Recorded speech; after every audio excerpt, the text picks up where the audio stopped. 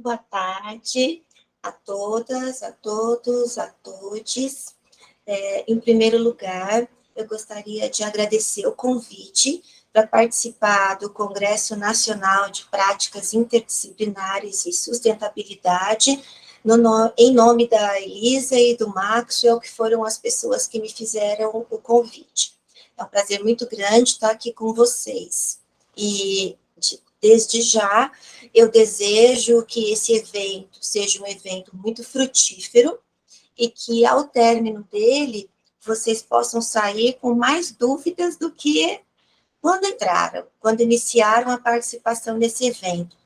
Porque, na minha perspectiva, os bons eventos acadêmicos são aqueles que nos trazem perguntas, que nos trazem novas possibilidades de reflexão, de ser, de estar e de enxergar o mundo, tá?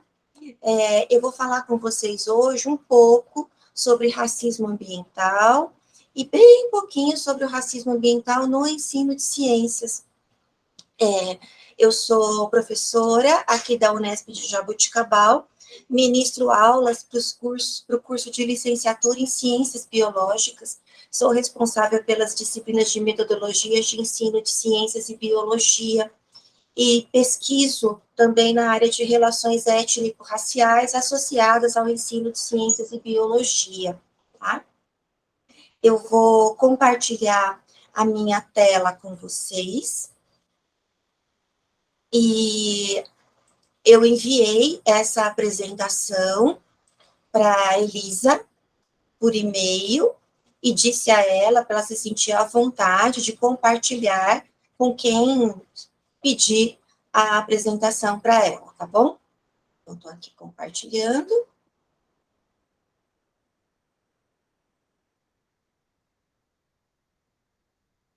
Se tudo der certo, vocês estão me vendo agora com tela compartilhada.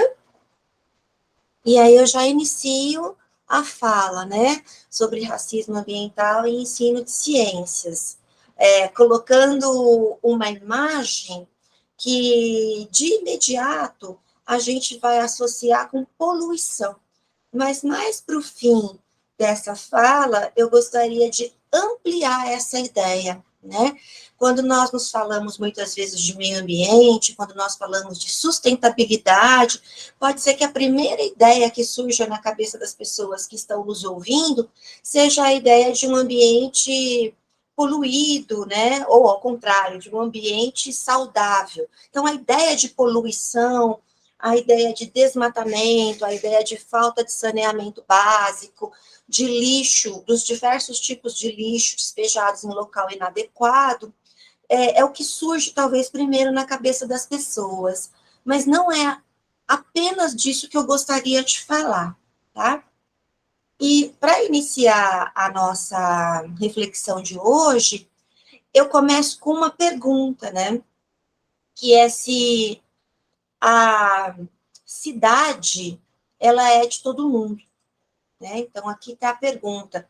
A cidade é de todos? De todas as pessoas?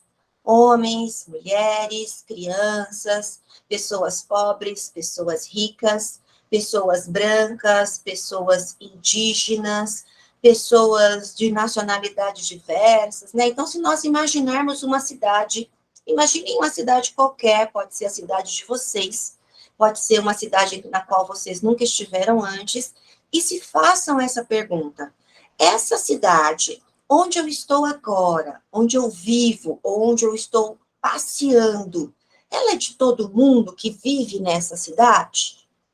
E se a resposta de vocês for não, caberia uma outra pergunta: quais são as pessoas que têm direito a essa cidade? Tá? Então, a primeira pergunta é se a cidade é de todo mundo, e a segunda pergunta é quem tem direito à cidade. E dessa de quem tem direito à cidade, eu vou tirar uma terceira pergunta, que seria: o que é o direito à cidade? Né? Então, o que é ter direito à cidade em que eu vivo? A cidade onde eu cresci, onde eu trabalho, onde eu desenvolvo minhas atividades, tenho minha família, educo meus filhos e filhas, né? Então, o que seria esse direito à cidade? E nós trazemos aqui alguns autores, né, que vão tentar definir um pouco o que seria esse direito às cidades, né? Alguns autores e algumas legislações. Então, o Lefebvre vai falar que o direito à liberdade, à individualização, à socialização, né, que tudo isso é uma demanda, e é uma demanda que é constantemente renovada e que está associada na vida urbana. Então, na nossa vida urbana, nós demandamos uma série de coisas. Nós demandamos tanto a nossa individualidade, quanto a nossa socialização. Tanto a nossa liberdade, como a nossa segurança. Tá? Então, nessa vida urbana, nessa política urbana, nós demandamos por algumas necessidades, por alguns direitos, né? O David Harvey, por sua vez, ele vai dizer que o direito à cidade é muito mais do que a liberdade individual que está sendo destacada aqui pelo autor anterior, tá? Então, que mais do que o direito individual de acessar os recursos humanos, o direito à cidade é o direito de mudar a si mesmos por mudar a cidade. As pessoas convivendo naquela cidade deveriam ter o direito de mudar a si mesmos, de mudar a seu modo de pensar, através do acesso à educação, por exemplo, de mudar as suas condições básicas de sobrevivência, de saúde, através do acesso ao Sistema Único de Saúde, por exemplo, de mudar a paisagem, né? Então, de mudar a si mesmos, na medida em que mudam a paisagem daquela cidade, seja mudando essa paisagem para melhor, ou seja mudando essa paisagem para algo que não seja tão bom. Tá? Então, na medida em que você muda essa paisagem, você também muda a si mesmo. Se nós pensarmos em poluição ambiental e pensarmos em poluição do ar, em chuva ácida, por exemplo, há muitos anos atrás, nós tínhamos uma coisa que acontecia numa cidade do litoral do estado de São Paulo, né, numa cidade chamada Cubatão, que era uma grande incidência de chuva ácida e também a incidência de nascimento de crianças sem cérebro, anencéfalas, né? E na época, e ainda hoje se entende assim, que essa modificação, tanto da paisagem, causou essa modificação no número de nascimento de crianças anencéfalas. Então, na medida que nós mudamos o lugar em que nós estamos, nós mudamos também a nós mesmos, ao nosso corpo, nós mudamos a nossa geração futura, nós mudamos o nosso modo de ser e de estar no mundo.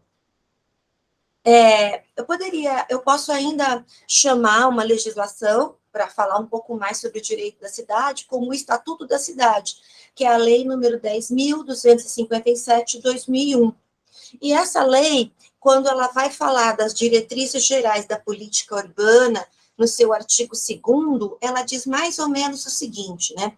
Que o direito à cidade se constitui na garantia do direito às cidades sustentáveis, entendido como direito à terra urbana, à moradia, ao saneamento ambiental, à infraestrutura urbana, ao transporte, aos serviços públicos, ao trabalho e ao lazer para si e para as futuras gerações.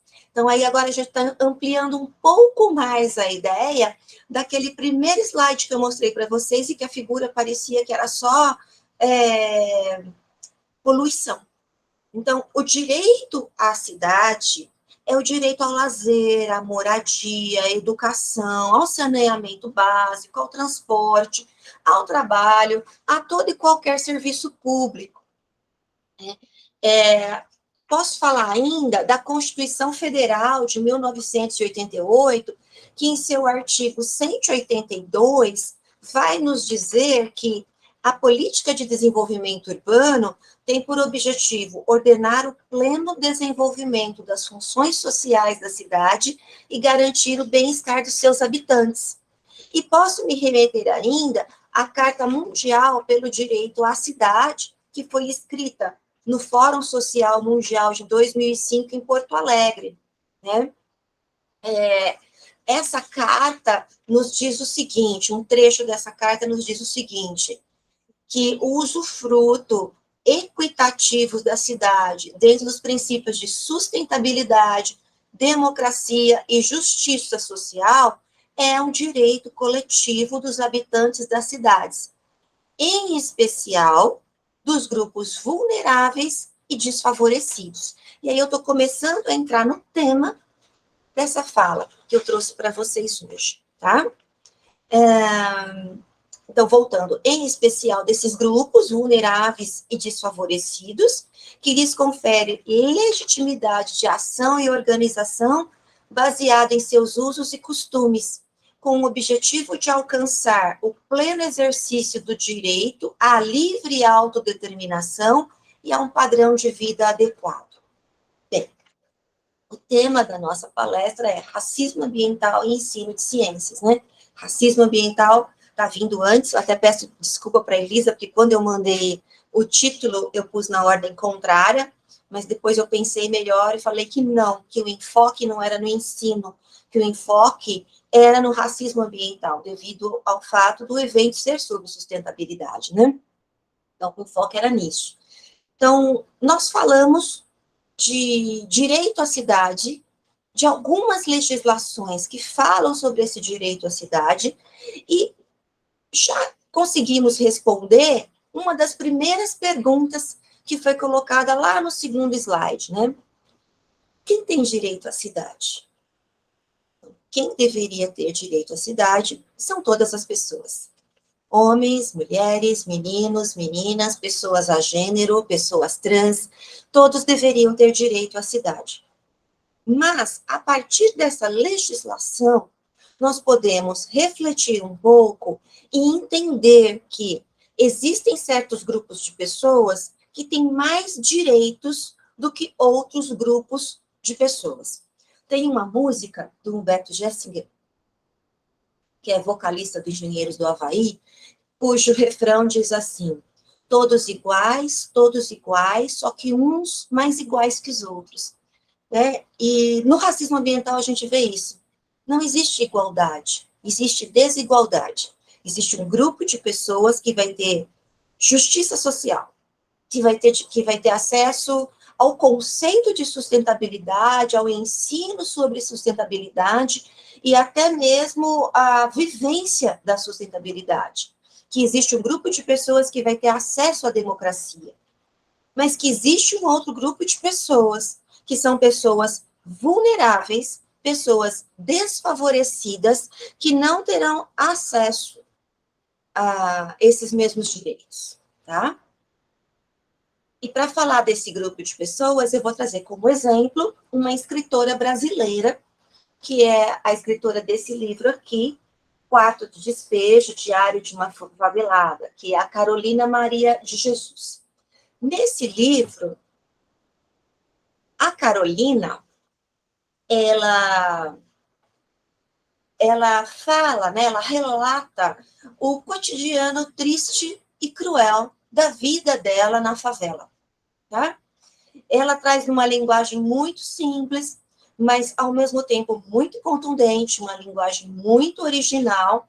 Ela vai trazer de modo muito realista e de modo muito sensível o que ela viu, o que ela viveu e o que ela sentiu nos anos em que ela morou na comunidade do Canindé, em São Paulo, com os 3 filhos dela, né? Esse livro, Quarto de Despejo, Diário de uma Favelada, é um grande best-seller. Ele já foi traduzido em diversos idiomas, né? Ele é muito vendido no Brasil e no planeta todo, né? e eles nos permitem acompanhar o dia a dia de pessoas que não têm amanhã. Né? Então, aqui a Carolina, essa aqui é a imagem da Carolina, é uma foto dela, é uma pessoa que, antes de escrever este livro, era uma pessoa que não tinha amanhã, né? E o relato da Carolina, ele nos percebe, ele nos ajuda a perceber com tristeza que, embora esse relato tenha sido escrito na década de 50, ele ainda é muito atual. Ele ainda não perdeu a atualidade, né? E aí eu trouxe um trechinho, bem curtinho para vocês mesmos, só um trechinho. E aí eu vou ler esse trechinho para vocês. Diz assim a Carolina: em 1948, quando começaram a demolir as casas térreas para construir os edifícios, nós, os pobres que residíamos nas habitações coletivas, fomos despejados e ficamos residindo debaixo das pontes. É por isso que eu denomino que a favela é o quarto de despejo de uma cidade. Nós, os pobres, somos os trastes velhos. A Carolina, nesse trecho, ela definiu, né? Ela definiu muito bem o que é racismo ambiental. Né? Ela está definindo, ela está dizendo que para que um determinado tipo de pessoas conviva num determinado lugar, de modo confortável, as pessoas que já estavam ali foram retiradas daquele lugar e mandadas para outro lugar onde elas não vão ter acesso, onde elas não vão ter conforto. E ela diz que as pessoas pobres, né? E aqui eu vou aproveitar a imagem da Carolina para completar: pobres e negras são vistas como os trastes velhos da sociedade. São vistos como aquelas pessoas que estão à margem do processo social, tá? Em relação a essa marginalidade, o Antônio Ibanez Ruiz vai dizer que a nossa diversidade, ela se expressa na marcante desigualdade social brasileira, como eu já disse para vocês, seja entre ricos e pobres, brancos e negros ou indígenas. Poucos usufruem da cidadania plena, e uma grande parcela da sociedade, historicamente, esteve e está à margem do processo social. Então, o racismo ambiental vai dizer dessas pessoas que não usufruem dessa cidadania plena, dessas pessoas que historicamente estiveram e ainda estão à margem do processo social. E como nós falamos de historicamente estiveram e ainda estão, eu vou falar bem rapidamente, bem por cima mesmo, né? Um pouco sobre a nossa contextualização histórica, um pouco sobre as origens da miscigenação do nosso país, um pouco sobre o povo negro no nosso país, tá? Então, mudando um pouquinho de assunto, mas continuando no mesmo assunto, a nossa abolição é uma abolição inacabada, tá? Por quê?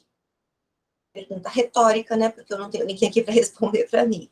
Mas alguém poderia se perguntar, por que a palavra inacabada?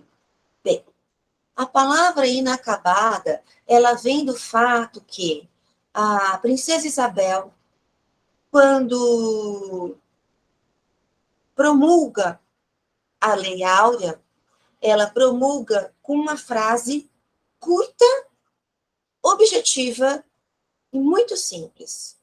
Ela diz assim: acabou a escravidão no Brasil. Ela diz num português lá de 1800 e pouco, mas é uma frase curta e simples. Está extinta a escravidão no Brasil. Ponto. Não é dito mais nada. Não é dito se vai ter uma política de reparação para essas pessoas que foram escravizadas. Não é dito se vai ter uma política de inserção dessas pessoas na sociedade, uma política de inserção no mundo do trabalho, uma política de inserção no mundo da educação, uma política de saúde pública. Só diz, acabou. E essas pessoas, elas ficam livres, entre muitas aspas, sem ter o que fazer, sem ter para onde ir, sem ter aonde trabalhar. Então, o que vai acontecer de fato é que muitas dessas pessoas escravizadas, elas continuarão morando nas fazendas que as escravizavam. Elas continuarão morando lá. E muitas outras dessas pessoas escravizadas, elas saem das fazendas ou são colocadas para fora das fazendas. Né? Elas perdem o lugar onde viviam, onde comiam, bem ou mal, onde dormiam, bem ou mal, né? E onde trabalhavam, trabalho mal remunerado, ou melhor, trabalho não remunerado, né? Porque era um trabalho escravo, mas era o lugar onde elas trabalhavam. E elas perdem tudo isso. Então, de fato, a abolição, ela não foi promulgada, porque as pessoas apenas foram expulsas dos lugares onde elas estavam. E elas continuam escravizadas, porque elas não têm emprego, porque elas não têm comida, porque elas não têm lugar onde morar, porque elas não têm nada. Associado a isso, uma das políticas que vão ocorrer no Brasil vai ser da imigração de pessoas europeias, né, principalmente pessoas europeias, para trabalhar nessas fazendas que antes tinha mão de obra escrava. Então, os imigrantes chegam, os imigrantes são, em sua grande maioria, brancos, existiam também imigrantes asiáticos, e imigrantes negros não eram aceitos, tá? Então, entram esses imigrantes brancos, e nós vamos ter o estímulo de uma política de embranquecimento desse país. Naquela época, existiam pesquisas, e eu vou colocar também entre muitas aspas, embora naquela época tivesse sido aceito cientificamente, né? Mas é que eu fico constrangida de falar que eram pesquisas científicas. Mas naquela época, existiam pesquisas científicas, pesquisas que se baseavam na eugenia e que acreditavam que por cruzamento entre pessoas brancas e pessoas negras, e depois dessa geração F1, você cruzar de novo com pessoa branca, dessa outra geração, cruzar de novo com pessoa branca, e assim sucessivamente, se entendia que em 100 anos, no Brasil, não existiriam mais pessoas negras. Isso está escrito, gente, isso foi falado no Congresso Internacional da Raça, né, que foi um trabalho apresentado no Congresso Internacional da Raça, que com contas, com projeções matemáticas, que em 100 anos o Brasil não teria mais pessoas negras, né? E eles erraram rude, erraram forte. Além dessa política de embranquecimento e da imigração europeia subvencionada, a gente vai ter um processo de criminalização do negro, como nós temos ainda até hoje.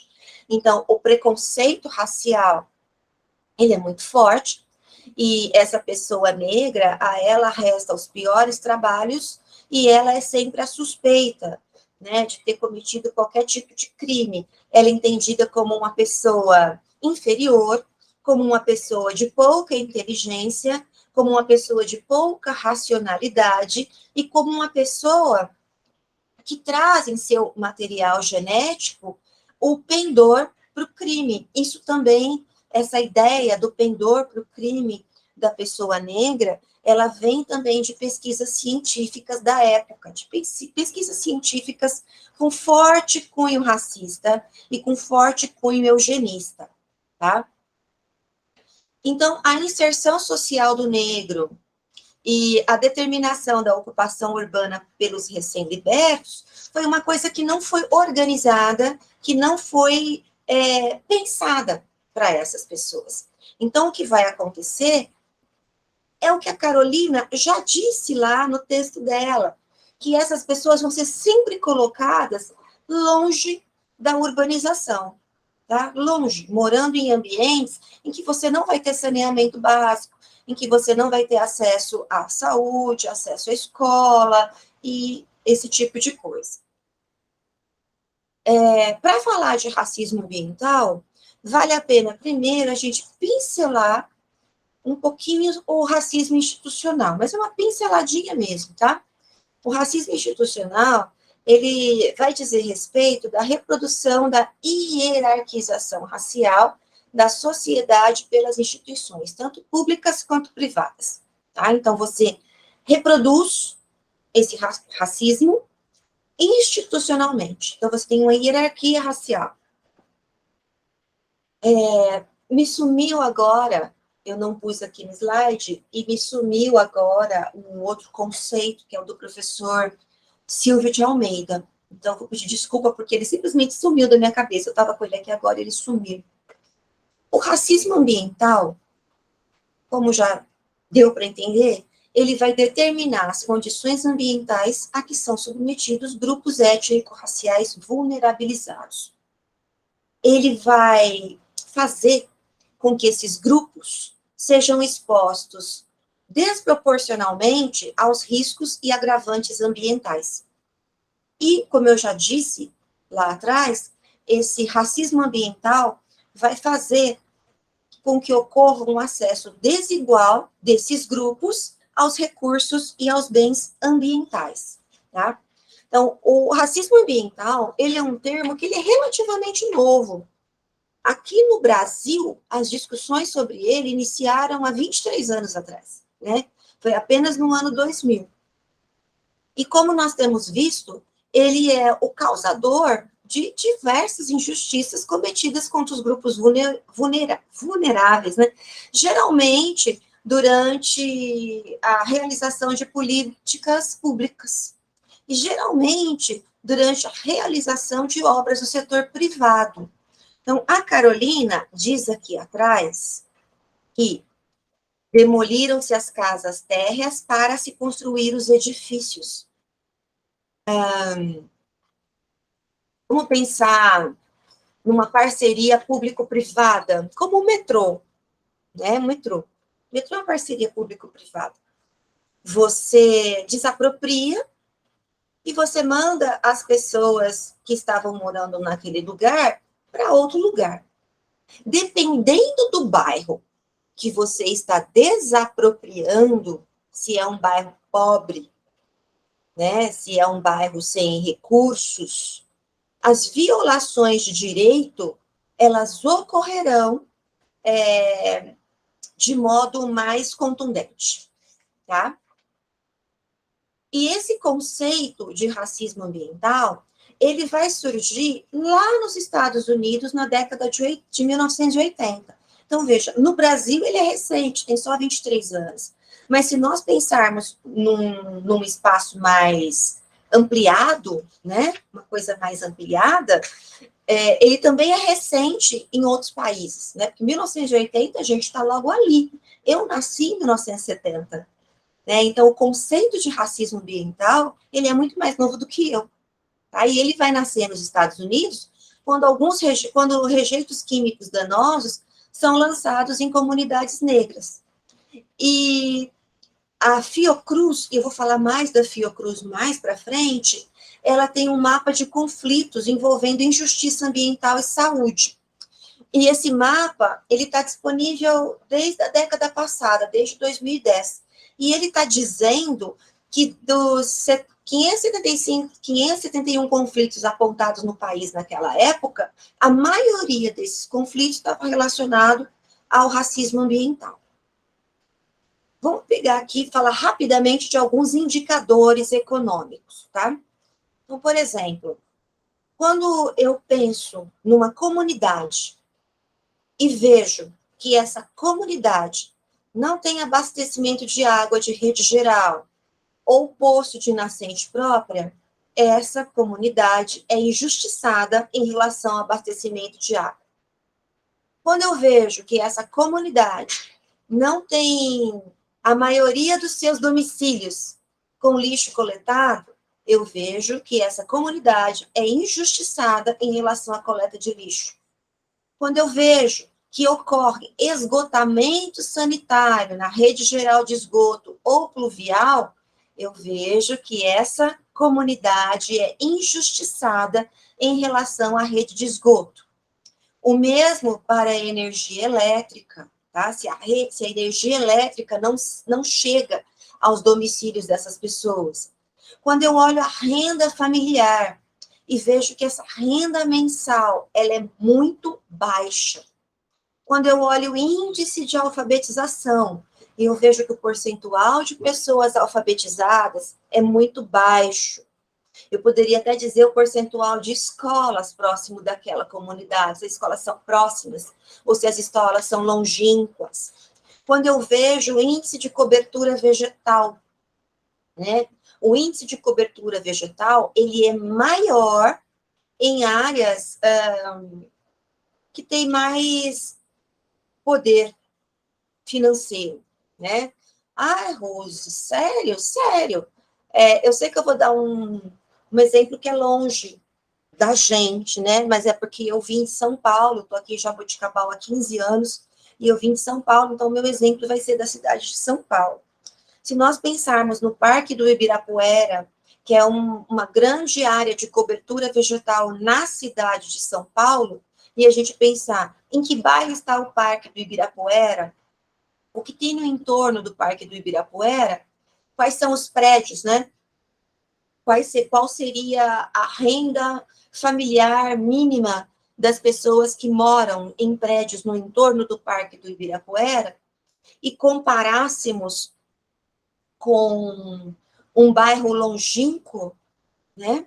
Nós poderíamos chegar à conclusão que a média do índice de vegetação é maior para quem mora perto do Parque do Ibirapuera, do Parque da Aclimação e de outros parques na cidade de São Paulo, do que quem mora longe, tá? E nós estamos aqui saindo do verão, né? Nós estamos já em março, como diria Elis Regina, são as águas de março fechando o verão, e nós vimos nos jornais, no último mês, notícias todos os dias falando da grande quantidade de chuvas e das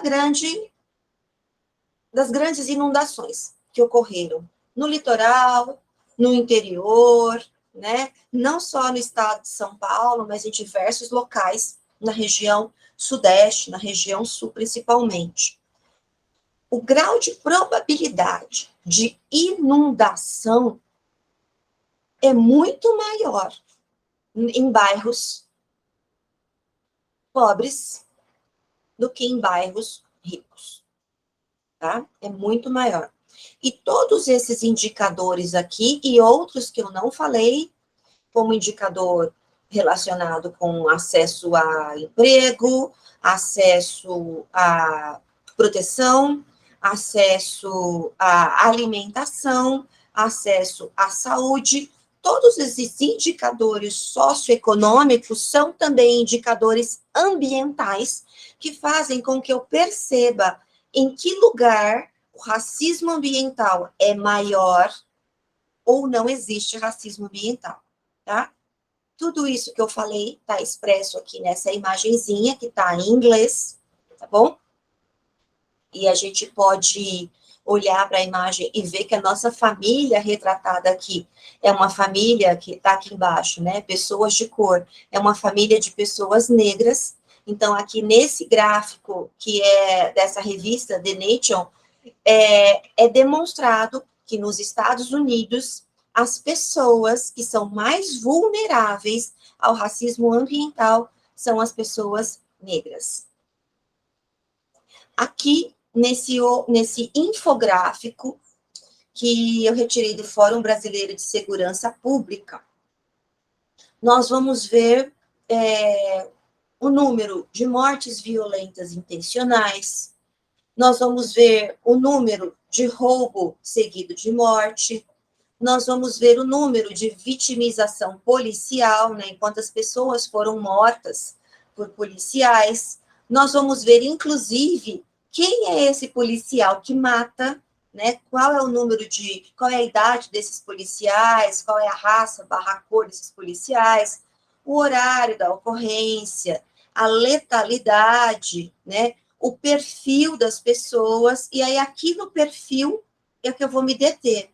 Então, de todas essas pessoas que estão sendo expressas aqui em números, 99,3% dessas pessoas são homens.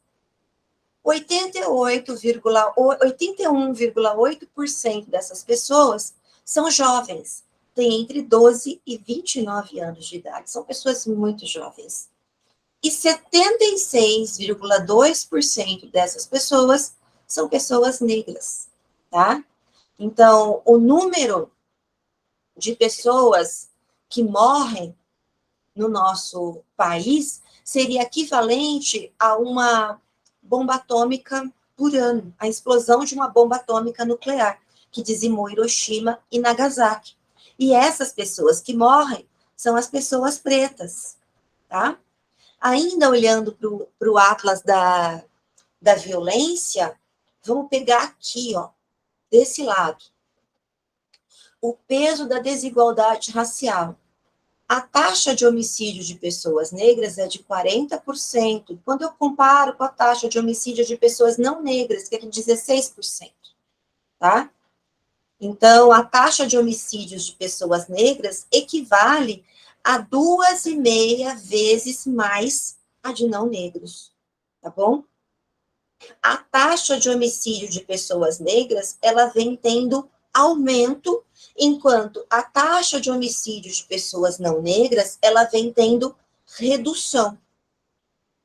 Quando a gente compara, não só agora, a questão da cor, da pele, mas também a questão do gênero interseccionado com a raça, a gente vai ver que as mulheres negras sofrem mais violência que as mulheres não negras. Então, as mulheres negras estão aqui, ó, 5,13, enquanto as mulheres não negras estão aqui, 3,1, tá? Esses dois infográficos, eles nos trazem à lembrança uma música cantada pela Elza Soares, que diz que a carne mais barata do mercado é a carne negra. E por que eu trouxe o Atlas da Segurança Pública, o mapa da violência? Porque isto daqui também é um grande indicador de racismo ambiental.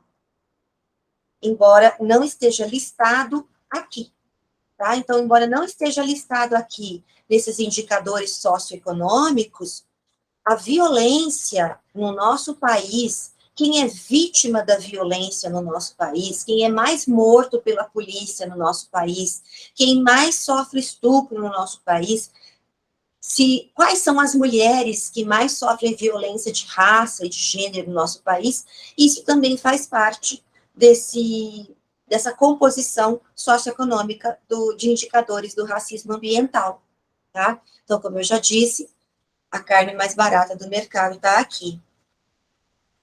Aí, posto esse cenário, porque isso foi um cenário, eu vou entrar um pouco agora no ensino de ciências, pensando assim, Rose, o Congresso é sobre sustentabilidade, né? O que nós poderíamos fazer a partir da perspectiva do ensino para melhorar esse quadro? Né? É uma pergunta difícil de ser respondida, que não se responde a curto prazo, né? Talvez a médio e a longo prazo, mas a curto prazo não. Então, o que nós vamos fazer? Nós vamos tentar eu vou tentar dizer para vocês qual que é a função da escola, né? A função da escola é fazer com que o estudante passe de uma dimensão do privado para uma dimensão pública, né? É por isso, inclusive, que eu sou contra o homeschooling, porque no homeschooling você fica só na dimensão privada, você não pensa no seu país, você não pensa no seu estado, no seu município, do mesmo modo que você vai pensar dentro da escola, junto com pessoas diferentes de você, mediado por sujeitos diferentes dos sujeitos da sua família, tá? Então, o papel da escola, e aí puxando a sardinha para o ensino de ciências e biologia, é promover essa passagem de pensamento, de reflexão, daquilo que é intimamente privado e que diz respeito só ao indivíduo, então do individualismo, para uma função pública, que é aquilo que diz respeito ao todo, então, para a coletividade, tá? Então, quais seriam os nossos objetivos do ensino de ciências e biologia ou possibilidades? Possibilitar ao estudante uma compreensão acerca dos processos históricos, no sentido de desenvolver uma consciência crítica. Então, eu disse para vocês que sou professora de metodologia de ensino de ciências e biologia, várias metodologias, porque aqui tem 3, 4 metodologias. Numa dessas metodologias, ela se chama Metodologia de Ensino de Ciências e Biologia, Temas Integradores. Eu trabalho com relações étnico-raciais. Eu formo futuros professores de Ciências e Biologia para trabalhar com relações étnico-raciais dentro de aulas de Ciências e Biologia. E por que eu faço isso? Porque essa pessoa, esse futuro professor, ele tem que compreender os processos históricos pelos quais o nosso país passou e pelos quais as pessoas negras passaram e passam no nosso país. E como que o ensino de ciências e biologia pode atuar junto ao estudante para que ele desenvolva uma consciência crítica sobre isso. Ao mesmo tempo que ele aprende ciências, ele também aprende esses processos históricos e desenvolve a consciência crítica. Então, quando lá no início eu mostro no primeiro slide para vocês e falo assim, nossa, esse slide tem cara de que eu vou falar só de poluição, só de saneamento básico, só de coleta de lixo, de reciclagem, de queimada, de poluição do solo, de poluição das águas, né? É porque na disciplina de ciências a gente fala muito disso. Mas a gente também fala de evolução, a gente também fala de genética, a gente também fala de padrão de beleza, a gente fala de uma série de coisas que podem ser atravessadas pelas relações étnico-raciais e fazer com que esses estudantes compreendam processos históricos e desenvolvam uma consciência crítica. Porque se esses meus futuros professores, junto com seus futuros alunos, junto comigo e junto com todos vocês, desenvolverem essa consciência crítica, nós podemos também criar mecanismos para praticar a cidadania. Porque a gente não é cidadão se a gente não tiver acesso à cidadania e praticá-la. Tá? A gente não é cidadão. Podem dizer até que nós somos, mas nós não somos. Se nós não conseguimos exercitá-la, nós não somos cidadãos. E se eu não tenho água, luz, esgoto, trabalho, saúde, escola, energia elétrica, coleta de lixo, rede de esgoto, eu não estou praticando a minha cidadania. Eu não estou exercitando essa cidadania, eu estou alijada desses processos. E possivelmente alijada até de muitos outros processos de reflexão e de luta, que me auxilia a brigar para ter essa cidadania, tá? Então, desenvolver essa consciência crítica vai permitir que a gente reconheça a nós mesmos, nos lugares em que nós estamos, inclusive que pode ser um lugar de privilégio, e o outro. Reconhecer a nós mesmos os lugares em que nós estamos e que pode ser um lugar de privilégio e o outro, possibilita com que nós aprimoremos a nossa humanidade para além dos nossos interesses, para além das nossas próprias necessidades, para além das nossas próprias perspectivas. Isso pode possibilitar o desenvolvimento do respeito à diferença, a sensibilidade com essa diferença. E na medida em que eu respeito a diferença, me sensibilizo com ela, eu posso tentar romper com esse apartheid e propor uma reconciliação social, tá? Então, a pessoa negra, a pessoa pobre, porque vocês podem falar assim, Rose, a pessoa pobre não é só negra.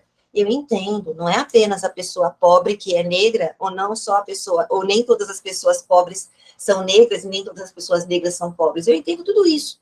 Mas se nós pegarmos pelo IBGE, a maioria das pessoas pobres é negra. Então, por isso que eu estou me atendo sempre à pessoa negra, tá? Então, nos reconciliarmos acabar com esse apartheid e fazer com que todas as pessoas possam ter acesso, possam praticar e exercitar a cidadania. Vocês poderiam perguntar agora o como, que é o que os meus alunos sempre perguntam para mim, né? A gente chega no como logo mais, né? Vou voltar um pouco na ideia da promoção da saúde, porque ela é uma coisa cara para mim, né? Então, o combate ao racismo ambiental, ele tem que se dar através da promoção da saúde também, né? E isso vai implicar e incorporar nos nossos discursos, nas nossas práticas, a defesa dos direitos humanos fundamentais, para que a gente consiga reduzir as desigualdades e fortalecer a democracia em defesa da vida e em defesa da saúde. Como eu já disse, e vou repetir mais uma vez, isso engloba o quê? O direito à terra, acho que o direito à terra eu não tinha falado ainda, então o direito à terra, a reforma agrária, o direito a alimentos saudáveis, o direito à democracia, o direito à cultura, às suas próprias culturas e tradições e à cultura do outro, em especial das populações atingidas, né, que são frequentemente vulnerabilizadas e discriminadas. A concepção da saúde transcende o saneamento básico, como lá no primeiro slide, não é só isso aqui que é racismo ambiental, transcende, né? Então, transcende o saneamento básico, transcende a ideia de contaminação ambiental por poluentes, de doenças e mortes decorrentes desses fatores. A saúde, ela é marcada no nosso país, e eu acredito que em todos os países, ela é historicamente marcada pela disputa da hegemonia entre teorias. Então, de um lado, você vai ter uma base mais estruturalista, que vai ter ênfase nas relações sociais e ecológicas, que é a base no qual eu me afilio e acredito que vocês se afiliem também. E do outro, você vai ter uma base que ela é mais biológica, ela vai enfatizar a dimensão biológica e individual da saúde. Então, dentro do conceito de saúde, você tem uma perspectiva que é de promoção da saúde, que olha para o indivíduo, mas também para a coletividade, e você tem uma perspectiva que é muito individualista, que é a perspectiva médico-higienista, por exemplo, que ela culpabiliza o indivíduo pela sua ausência de saúde, né? Pelas tendências relativas à distribuição de risco, de doença, incapacidade e morte nas populações, né? Então, ela faz isso, essa perspectiva que é biológica, né? Então, a gente tem que levar em consideração a saúde desse brasileiro, a gente tem que levar em consideração a defesa do nosso sistema único de saúde, para a gente também combater o racismo ambiental.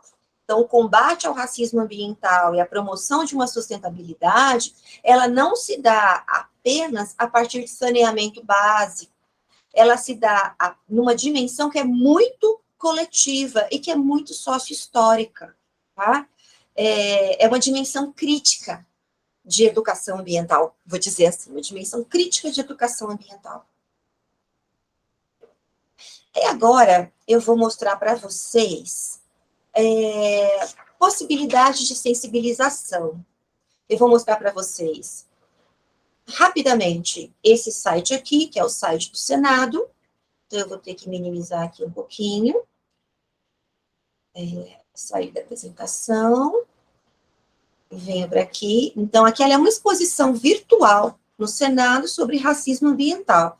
Então, vocês vão mudando as telas, vão ter várias coisas escritas, né? E aí, qual que é a ideia da exposição? É pegar pessoas que não têm acesso e colocá-las no local de acesso. Ou inverter, pegar pessoas que têm acesso e colocá-las em um lugar de não acesso para causar desconforto, tá? Então, por exemplo, aqui nós temos várias crianças negras numa colagem junto ao quadro da Mona Lisa no Museu do Louvre. Qual é a crítica exposta aqui? Que o valor dessa exposição, que está escrito aqui embaixo, que é em média 17 euros, cerca de R$ 102, é inacessível para a maioria da população mundial, como as crianças quilombolas, da República Negra, do interior do Haiti, que são as crianças com a menor renda per capita do mundo. Mas eu não preciso pensar nessas crianças que estão tão longe de nós. Nós podemos pensar nas crianças que estão aqui no Brasil, crianças pobres, que não têm acesso a esse patrimônio cultural. E isso é racismo ambiental. Colocado aqui o Parque Nacional do Jaú. Então, o Parque Nacional do Jaú, ele é uma estação ecológica, né? E essa estação ecológica, que seria um lugar onde muitas pessoas poderiam aprender sobre educação ambiental, aprender sobre ocupação humana, aprender sobre as comunidades caiçaras, indígenas e quilombolas, ela é visitada por pessoas que têm dinheiro, tá? Porque esses serviços aqui são serviços pagos. Esses serviços turísticos são serviços pagos e serviços caros. Aqui, nessa outra colagem, se colocou um lugar rico, né, de uma cultura rica, um centro, é um grande centro, é Paris, aqui a gente tem a Torre Eiffel, e aqui se colocou, nessa área nobre, o lixo no Rio Sena, para mostrar que essa área nobre, ela é muito mais bem cuidada do que outras áreas que não são nobres, porque de verdade no Rio Sena não tem esse monte de garrafa boiando. Aqui nós temos a Catedral, em Minas, e aqui, nessa colagem, nós temos os rejeitos da mina do Córrego do Feijão, em Brumadinho, que causou 270 mortes, tá? Então, eles fizeram essa colagem, trazendo essa tragédia ambiental, que levou tanta lama tóxica para o Rio Doce, né? Junto de um lugar que é um lugar fundamentalmente muito bem cuidado, muito limpo, que é um ponto turístico da cidade. Aqui a gente tem o Cristo Redentor e a paisagem do fundo do Cristo Redentor são as comunidades, tá? E aqui na legenda vai dizer para vocês que essa gravura ela remete a um processo de gentrificação, que é quando você tira as pessoas do cortiço da cabeça do porco, que eles eram majoritariamente escravizados, e desloca essas pessoas para o Morro da Providência, no Rio de Janeiro. E é nesse momento, no final do século XIX, que vão se constituir as primeiras comunidades, que a gente chamava antigamente de favela, tá? Nessa outra aqui, a brincadeira é pegar uma pessoa que a gente imagina que tem muito dinheiro aqui na sua banheira, no seu janelão, tomando um cafezinho e vendo tudo aqui fora. Esses rejeitos plásticos, né? Esse lixo plástico que vai ser queimado nos locais em que tem população de baixa renda. 90% do lixo eletrônico produzido no planeta Terra é despejado no continente africano, sem obedecer a qualquer critério ou respeito à vegetação e à saúde humana ou animal. E aqui, para finalizar, eu vou trazer para vocês uma outra ideiazinha. Vou pegar aqui, de volta. Vou fechar esse. E vou trazer para vocês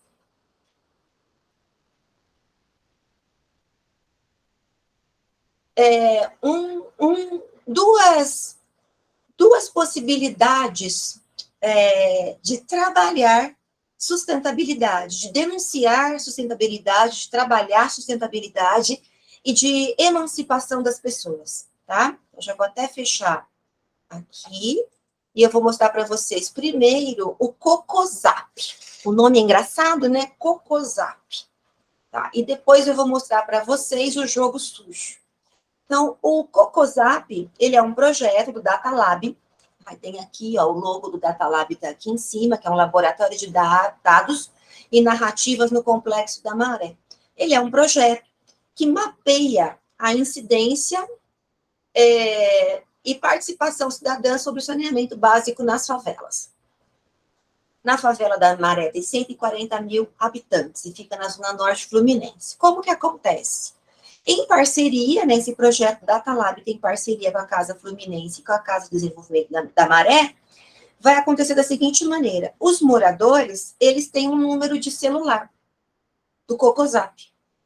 E o Cocosap recebe, através de mensagens via celular, foto, vídeo e narrativa sobre o lixo, o esgoto que está sendo jogado de modo inadequado nesses locais, tá? Isso é feito para construir diagnóstico complementares aos indicadores oficiais. Além dessas denúncias, o projeto do Cocosap faz reuniões mensais com os moradores, com as escolas da comunidade, com os postos de saúde, com as associações de moradores, a fim de discutir o canal de denúncia, construir debate permanente entre as questões sanitárias do bairro. Então, aquela ideia de emancipação, de cidadania, de questões socioambientais do território. Vocês podem depois, se quiserem, explorar o ambiente virtual aqui, porque tem muito material, né? Tem painel de queixas, tem vários documentos disponíveis que vocês podem baixar, tem reportagens, tem podcasts, e aqui embaixo vai ter um podcast que eu sugiro que vocês ouçam, né? Que é o Caminhos para a Justiça Ambiental, que é o último episódio dessa temporada especial do Data Lábia, e que eles vão atrás de soluções nesse podcast para a injustiça ambiental.